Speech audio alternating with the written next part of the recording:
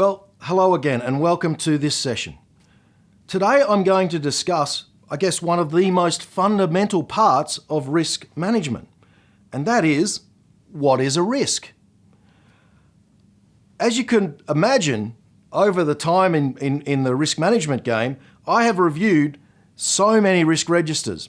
And what I tend to find is that there is confusion out there between what is a risk, what are causes, and what are consequences. And I'll explain.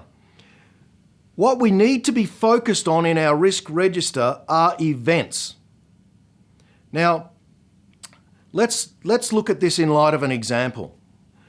Lack of maintenance, lack of training, pilot error.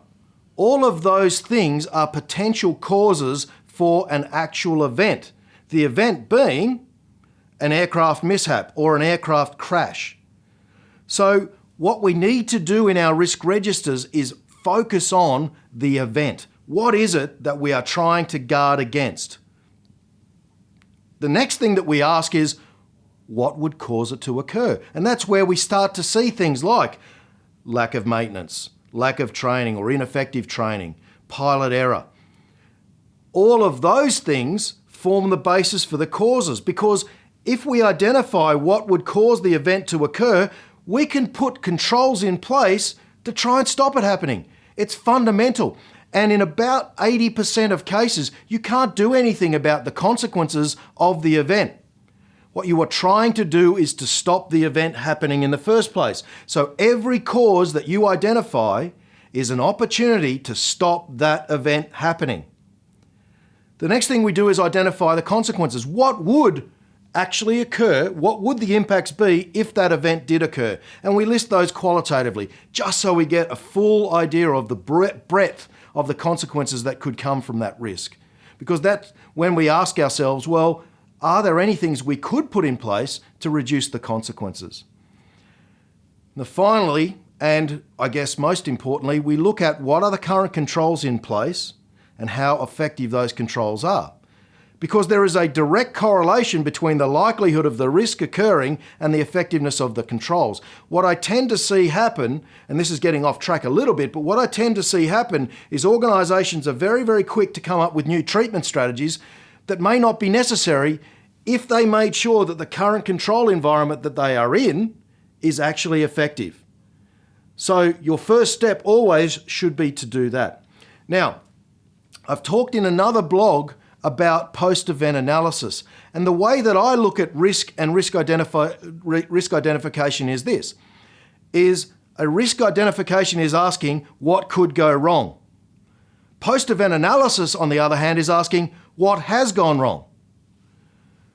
With risk analysis or risk identification, we ask what could cause it to go wrong. In post-event analysis, we ask what did cause it to go wrong. We ask in risk analysis, what would the consequences be, or what could they be? In post-event analysis, we ask, what were the consequences?